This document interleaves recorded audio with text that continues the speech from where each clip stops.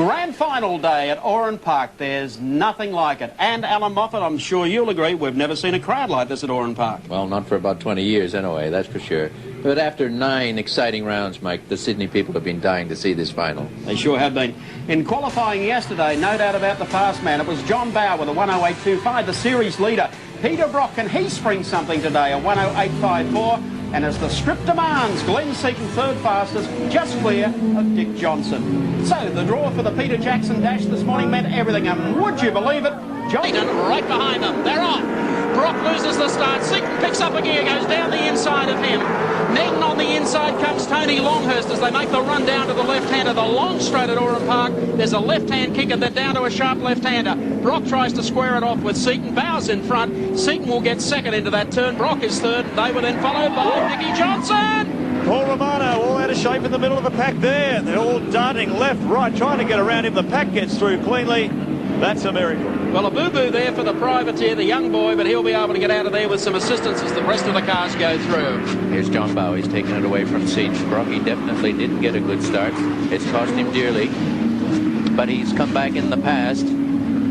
I don't think today will be any exception, but back there in fourth spot from the front row is not good. Here's Mark Scaife making a big run up on the inside of Thomas Mazera. The Coca-Cola cars are there as well. Alan Jones. I'll break lock up a mile one there for car number 30, Glenn Seaton, as they make the run up to the flip-flop and the drop down into the left-hander. Johnson covering the bets while Every keeps Brock behind him. That's good news for John Bowe. Well, Johnny Bowe's not a guy who plays the numbers game. He races to win, and he's been committed to winning this race from day one. Dick Johnson, Dunlop Tyres race can, takes you aboard this thrilling scrap. First, second, third and fourth. Gets up behind the wing of the Peter Jackson Ford. He's alongside on the outside of Seaton at 240 kilometres an hour. Gets out on the side. Seaton beats him into the switchback. Now, we have an interesting situation. Bowe's gone, and here's Dick Johnson playing havoc with both Glenn Seaton and Peter Brock. Well, why is it taking a lap to get that car off the middle of the track? Oh, damage here too. Sorry, Alan, for Tony Longhurst. We saw him in the wars of the dash. Plenty of damage here on the first lap. Tony will be furious. Yeah, you can't fight that. It's one of those things. If somebody loses in front of you, you T-bone them. I think Tony did his best to avoid Romano, but that was a tough break. Here we go. John Bowe, car number 18, leads from Glenn Seaton. Then it's Dick Johnson. Next is Peter Brock, who would well know the wishes of Dick today and trying to keep him behind. Mark Scaife is there. He could be the race breaker in car number 1. But expect Brock's quickest lap still to come. Yes, we've seen him unwind himself. Oh, Johnson up on 2 wheels, was wheel hiking through there. The old man's having a great day here. Hitting the curbs, you can't do that too often. His drivers have been warned about cutting the corners. Any unsportsmanlike driving is going to be severely dealt with. Well, I think Dick's going to take it up to them. The brake lock up from Glenn Seaton. There's half a Bridgestone left on the front straight there as we go down to Andy in the pits. Yeah, thanks. One guy who hasn't had a great start to the day is Tony Longhurst. Just as you cross over, he goes down surveying the damage. The front spoiler's all damaged in the fracas with Paul Romano in the first corner. What's the problem, Tony? We've damaged the radiator. Someone's given Paul a bit of a tap and he spun around, and I've gone for a gap. It's closed up. I got a little tap at the back, but that's racing. It doesn't seem to be our weekend this weekend. We qualified so well. Not the ideal start. No, it's not, but we'll repair the car and we'll line up at the back of the grid for the second race. See you there.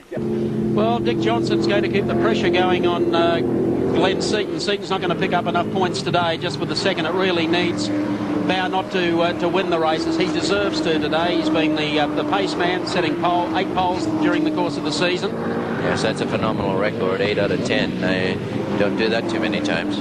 Let's go down to Andy. There's a lot happening in the pits, young man. There certainly is early on. Jim Richards has been in. He's already back out. He too was involved in that first corner melee. What happened to the Richards car was simply a bit of body damage that was rubbing on the tyre, a little bit of panel work from Team Winfield, and everything's okay. Well, a bit busier than the Union, but as they head into the left-hander, there's Johnny Bowe, car number 18.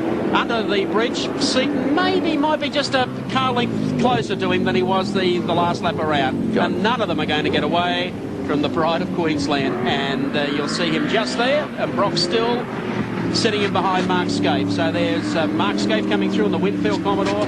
Then you've got Peter Brock, followed then by Thomas Mazera. Then it's Stephen Johnson, followed then by the first of the Coke machines, and then Alan Grice. Let's cross down to Andy. Yeah, thanks very much. Another early casualty is Alan Jones. Alan, the clutch is slipping.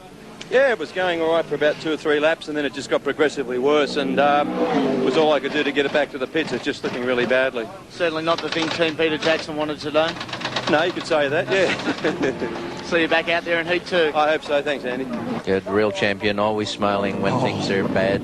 Look at Seaton. He's just trying to get every ounce out of this car. He's driving it right on the limit, matching Bow right to the 100th of a second in lap times. I think he's struggling a bit, Mark. We don't normally see him untidy, but I think he realizes that that shell car in front of him has got the potential to stay there. And what would be encouraging for John Bow is all 3 practices he's been monitoring the tyre temperatures very closely on these new tyres he's got. He's very confident that they're going to last the distance. Seaton, meanwhile, has taken a bit of punt on a very soft compound Bridgestone. So maybe we'll see this tyre war even out toward the end of this race. Well, the one thing about a soft punt, you have to be very, very tight on it. You have to drive with a great deal of finesse. You can't throw it around and make the tires work any more harder than you really need to.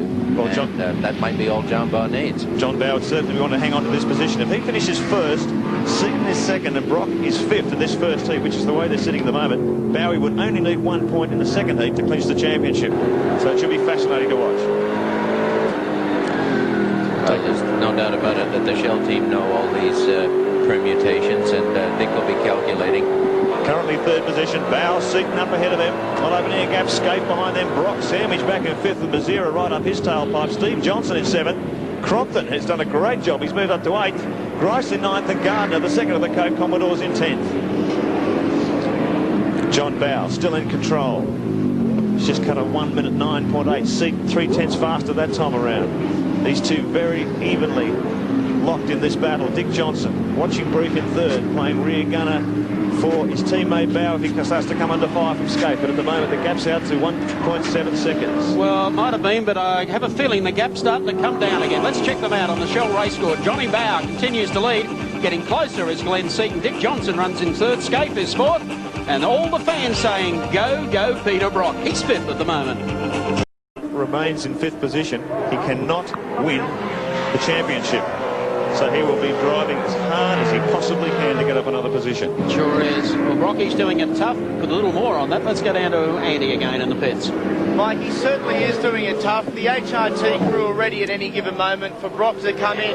He was involved in a shunt with Dick Johnson this morning. Consequently, the diff housing has been bent, and it was a very, very quick repair in the pit earlier. He's having an oversteer problem, and they're very concerned with the left rear tyre. It's going off pretty badly at the moment. Oh, well, that explains the performance. You can't have these cars in any shape other than perfect. He's been perfect as you've designed them. And with that kind of a bingle at in the dash, if it's hurt his rear end geometry, and he's struggling here.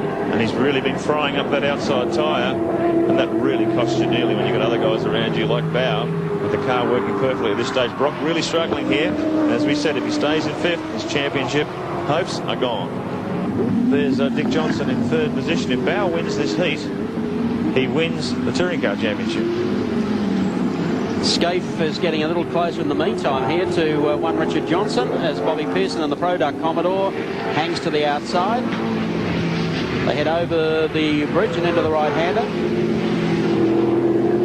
I think yesterday, Mark, when John Bow sat on pole and Paul won for the dash this morning, everyone realised the bloke with the fastest car all year was going to win it. Yeah, when you think, though, for the frustrations they had in Perth, Mike, they've come back and fought on. What I admire about the Shell operation is the way they fight through when things are tough. And really, John Bow took a hell of a punt in the dash in Perth. They worked like demons to get his car into the race. Didn't have a very fruitful race. He's come back here a few weeks later, put it on pole, won the dash, and holding the rest of the field at bay here now. 4 laps to go. There's David Parsons, young privateer, having his first season in touring car racing. He'll hang off to the right, just allow Dick Johnson to pass him. He's looked pretty good so far. There's Mark Scaife, can't do much about it, still with about 4 laps remaining. Looking down through the field, the 2 Coca-Cola cars, driven by Wayne Gardner and Neil Crompton, certainly in the top 10, 9th and 10th. As Dick Johnson soldiers on, still running in 3rd. He's looking good here. Well, Seaton's just holding that gap, 1.05 seconds that time around, but he can't make any pressure on Bow in first. Johnson 5 seconds behind Bow. 3 laps to go. The Coca-Cola Commodore of Neil Crompton, and looking pretty good. He's still there and running ninth and well within the top 10. How goes it, young Neil? Not too bad except for that bloke, but yeah, okay, Mike. Made a bit of a mistake before and let Larry go by. And we're in a bit of a battle here at the moment, so we're having a bit of fun. You got the boss breathing down your neck. Have I? Don't tell me that. I'm worried enough with this bloke in front. Where's the boss? I can't even see him. He's coming. Okay, like Christmas. How's things in there for you guys? Is it a good race? A bit quiet, actually. Oh, okay. You want me to sing a song for If you wouldn't mind. But don't tap dance. Okay. All right, well, at least that's something good. You've got the 2 cars still running in this heat, 9th and 10th. Quite well, Mike, and it's a shame about the qualifying performance because that sort of put us off our game a bit, but Larry's a very good driver, a very good engineer, and there's not a lot of yards between us, is there? Not really. Whoop. Steady. Yes. I might just go back to it, I think. If you wouldn't mind. Bye. See ya. Well, there's a man that knows that he just that moment that he talked to us took his mind off the job. A little bit of an oops there. He recovered quickly and realized he better get back onto it. These cars are not driven without the zeal of the drivers. They have really got to put their whole heart and soul into making them go around, which appears effortlessly to us watching on the Yes, screen. it does, doesn't it? That's the unfortunate part about it. You go to sometimes to your race cams, which slow the happenings up inside the cockpit. But as soon as you get outside, or the bumper, or on the roof, it shows you just how quick these cars are. 2 laps to go for John Bower. In fact, 1.5 laps. Lights ablaze as he picks his way through the tail enders. He's cleaned up Glenn Seaton. Glenn Seaton has no answer to this. 2.2 seconds the last time across the start-finish line, so he's broken the back of the Seaton challenge. Some of the happiest laps of the year to date for John Bowe. He will have been very aware of the energy that he would have been chewing up all week. He thinks morning, noon and night about what he's going to do with his car. He's got a great team headed with Ross Stone, who provide him a car that is down to just everything he needs and wants. Talk about tailor-made suits. This fellow has got a tailor-made car, and he drives it just the way he wants to. He really is Mr. Smooth, isn't he, Alan? 8 out of 10 pole positions. I've watched most of them, and boy, hasn't he been tidy. Just driving can't the say car to that's its luck. absolute limit. You just can't say that's luck, right? He's done extremely well all year, and to come out of the bag after a bad run in Perth, as I've been mentioning, and recover the strain of worrying about how this weekend would unfold, I think he's done a superb job. Well, they come beneath the bridge for the final time, down to the right-hander. They're on the last lap now. Car number 18, John Bowe, the Shell FAI Falcon. This all but locks up the championship for him. Gives him a moral boost. The second heat today will be purely for him to rub it in.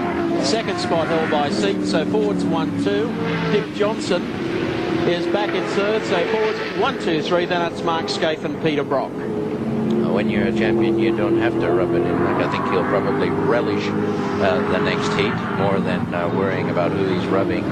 Just rub their nose in.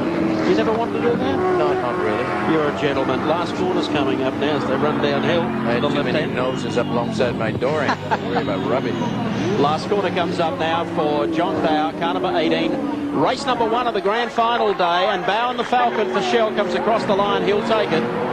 Second place will go to Glenn Seaton and the Peter Jackson Ford. Third to Dick Johnson. Fourth to Mark Scaife and fifth to Peter Brock. Let's check out the top 10 for you on our Shell race score. JB, the winner of heat number 1. Second spot going to Glenn Seaton. Third to Dick Johnson. Fourth to Mark Scaife and fifth to Peter Brock.